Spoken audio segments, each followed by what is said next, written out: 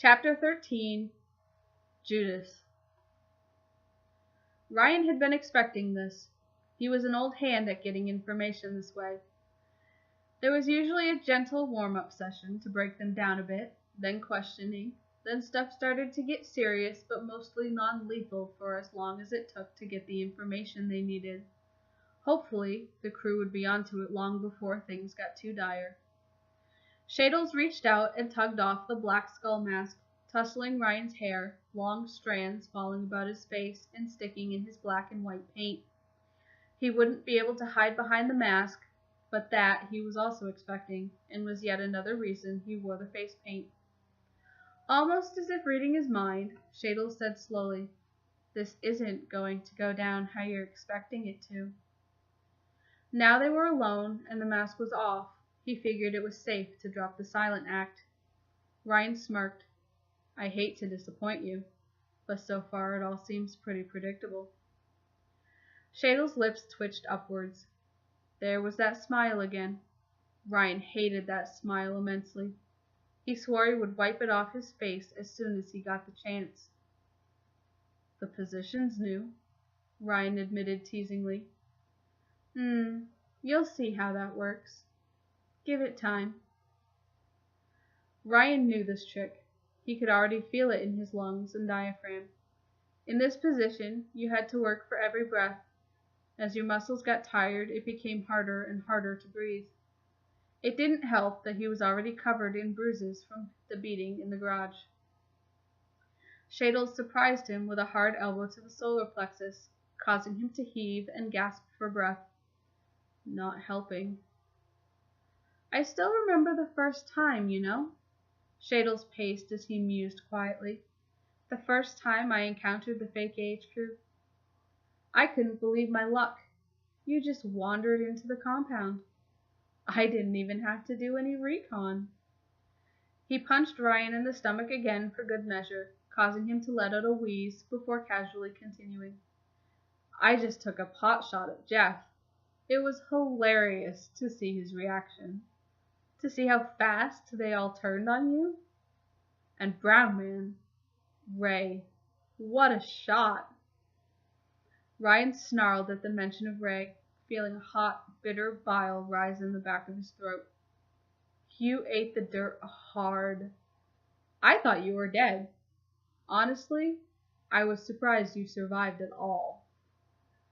"What can I say? It takes a lot to kill me," Ryan quipped. "I have no doubt. In fact, I'm kind of counting on it." Shadles landed a hard, high kick to Ryan's ribs, causing him to grunt involuntarily.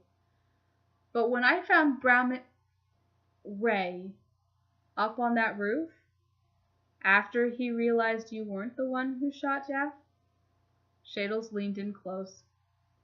"He was shaking like a leaf, just staring down his scope, watching you bleed out.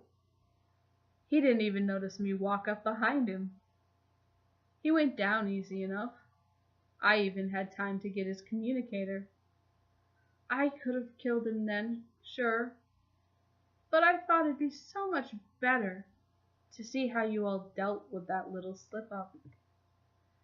Ryan glared at him with piercing eyes.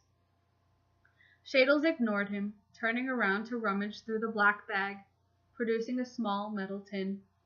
He flipped open the lid and removed something small and handheld, but keeping his back to Ryan, he couldn't make out what it was. He fiddled with things inside the case, faint metallic clicks and the sound of metal turning against metal. Ryan heard a quiet clicking, like the sound of a lighter or welding tool igniting, and Shadles turned to face him again. "Frankly, I was a little surprised I didn't wake up to the headline, 'Bloodbath in Los Santos. Vagabond takes down fake AH crew kingpin Jeff Ramsey,' the next morning." Shadles mimed theatrically. "Well, you don't know much about the fake AH crew then," Ryan scoffed, still trying to make out what Shadles was holding. "Oh, but I know enough. I know they don't trust you. They assumed you were a traitor then. All it took was a few words from their beloved leader. And now, again." They still don't trust you fully, and rightly so, They're threatened by you. If there's one person in the crew that will bring them down, it's you." Ryan snorted disdain. The thing that Shadles was holding looked vaguely like a mechanical sculpting tool, or maybe a soldering iron. "You don't want to believe me. That's okay. I want to make sure you're fully aware of the role you're inevitably going to play in their downfall." Shadles grinned, following Ryan's line of sight to the tool he was holding. "Oh, you're wondering what this is?" Ryan smirked, trying to mask his apprehension with cockiness. "I'm a curious guy." "I think you'd really like this. Very handy, you see. It's a cordless butane soldering iron. It's got this nifty tip on it." He held it up for Ryan to see, a knife-like tip, wickedly sharp, and now probably searing hot blade. "I just couldn't resist trying it out." Ryan must have looked confused because Shadles smiled, grotesque with barely contained sadistic glee. "Branding has come so far from the days of cattle ranching." Shadles flashed canines, and Ryan felt his blood run cold. "I mean, it's not exactly the same as the surgical grade stuff you're supposed to use, but for what I want, well, who the fuck cares?" The way he dropped all pretense at the end actually sent a chill down Ryan's spine. There was no doubt in his mind this man was a psychopath. A strange, dark part of Ryan wished he'd thought of it. He'd been burned before, the usual shit, had cigarettes put out on him by douchebags pretending to be tough and trying to intimidate him. Not quite like this, though. Shadles placed a hand firmly on Ryan's hip and maneuvered him to spin around to face the wall. There was little Ryan could do to resist without stable purchase on the ground. A hand on the back of his head pushed him forward into the wall, and Ryan felt the neck of his t-shirt pulled up behind him. There was a quiet sizzle and a slightly warm sensation as the fabric fell against his back, but looser now, more open. Ryan realized it had been sliced with the hot knife, exposing the skin at the base of his neck. A cliché place for a brand, he thought bitterly, still not quite accepting of what was about to happen to him. That all changed the moment the iron touched his skin. It was a brief contact at first, barely a second, but the pain was instant, and the sizzle of his skin made his hair stand on end. It suddenly occurred to him, what was being etched permanently into his skin? The next stroke was more definitive, and Ryan felt the sharp edge of the blade combined with the searing heat from the metal as Shadles pressed it deep into his flesh. It burned white-hot pain and felt like all the air had been forced from his lungs with the sudden intensity. The smell was something of its own entirely. As the iron was removed, the pain didn't subside at all. His skin still felt like it was on fire, melting, like acid was eating it away. Shadles went back in over the same line, deeper this time, it felt, and Ryan wondered how deep the brand would be. What was the intention for this? Or was he just looking to inflict pain? Ryan clenched his teeth against the sensation, his face contorting as he struggled to get a full breath through the pain he was enduring and the position he'd been forced into. At the next stroke, the pain somewhat subsided in the immediate area, and Ryan realized some of the nerves must have sealed off, the only saving grace. He also knew it was only temporary. If he was to survive this, and that was a big if, the healing process would be even more painful. The smell of his own burning flesh made his head spin as he hyperventilated through the pain. It felt like the fumes were stinging his eyes as he screwed them shut against the pain, tears squeezing out of the corners of his eyes and streaking down his face.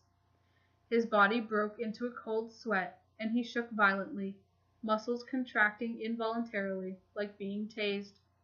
It did nothing to help the process, and made the iron dig deeper into his skin. It hardly felt like Shadles had progressed with whatever he was doing at all.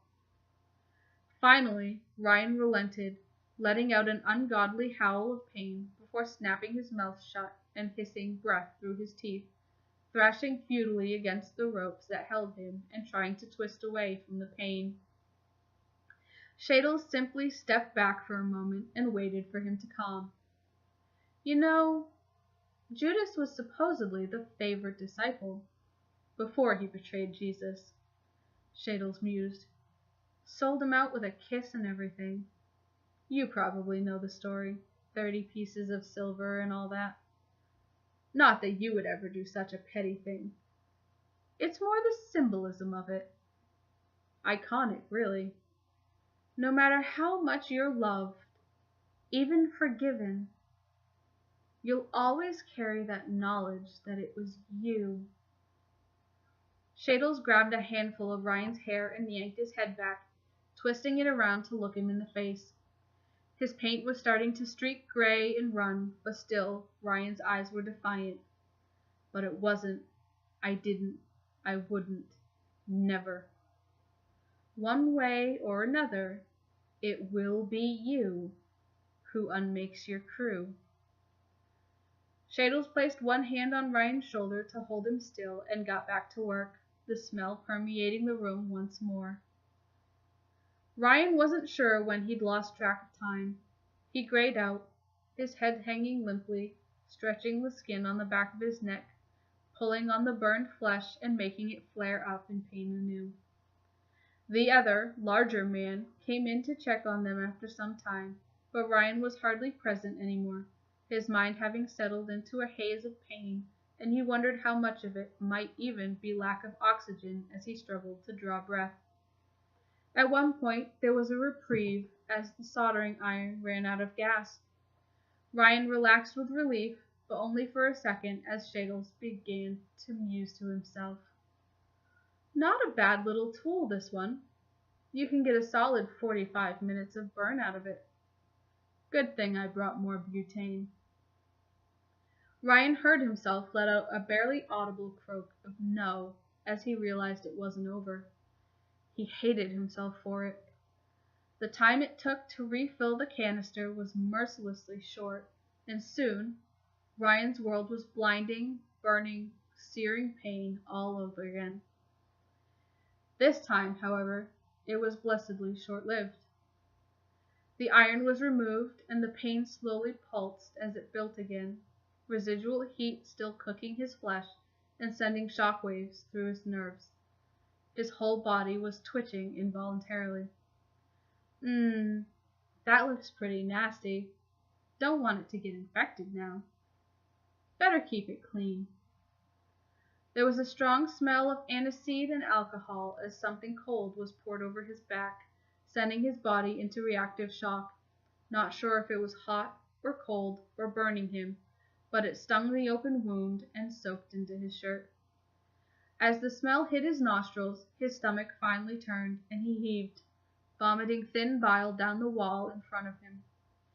It took a long moment for him to regain his senses. The distinctive click of a camera shutter and morbid curiosity overcame him, bringing him back to reality. Shadle slapped him on the back and gently coerced him around to face him with that hideous smile. His eyes traced over Ryan's face, soaking in the image of the broken vagabond. Head hung, eyes downcast, face paint streaked gray with sweat and tears. He held up the phone proudly, displaying his handiwork. I don't think I did too badly. Should scar up nicely. If you live long enough to appreciate it, that is. Spoiler, you won't. But it will be a nice touch if we give your body back to your crew. Ryan barely lifted his head. He squinted to see it, his eyes refusing to focus. In scratchy, bloody, burned writing, cut deep into his flesh, the word Judas was permanently etched. Ryan's body was still shaking. At first, Shadles assumed he was sobbing. But as his movements became more violent, he realized he was laughing.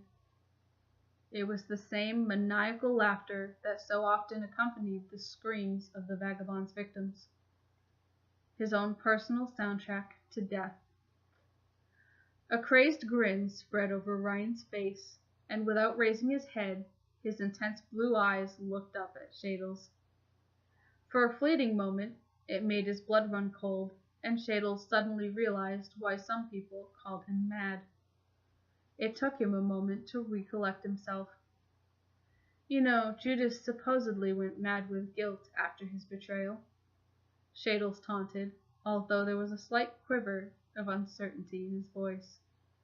In the end, he hung himself, bought himself a one-way ticket to hell, an act end for a villain. Ryan's laughter stopped abruptly. When we're done here, and you're begging me for mercy, and believe me, you will be begging. I'll remember this, Ryan growled, flashing his canines. Shadles raised an eyebrow. You're assuming too much. For one, that you'll get out of here alive. He bent down to pick up Ryan's mask, turning it over in his hands before pulling it back on over Ryan's head and carefully repositioning it. You're quite the showman, you know. You might even enjoy this next part. He turned on his heel and headed to the door, tapping on it a few times and summoning a small group of people into the room. Ryan vaguely recognized some of them as the group who had grabbed him, still nursing wounds he'd inflicted. They were carrying various items of tech and film equipment, a camera on a tripod, monitors, cables, a boom mic. What the hell is this? Ryan demanded, looking around warily. Live stream.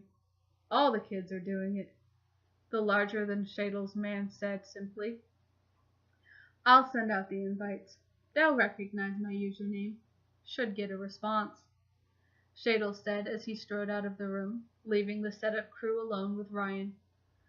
Despite being fully clothed and his face hidden behind his mask, he felt very exposed. He realized whatever kind of live stream they had planned would definitely involve his torture and humiliation made public.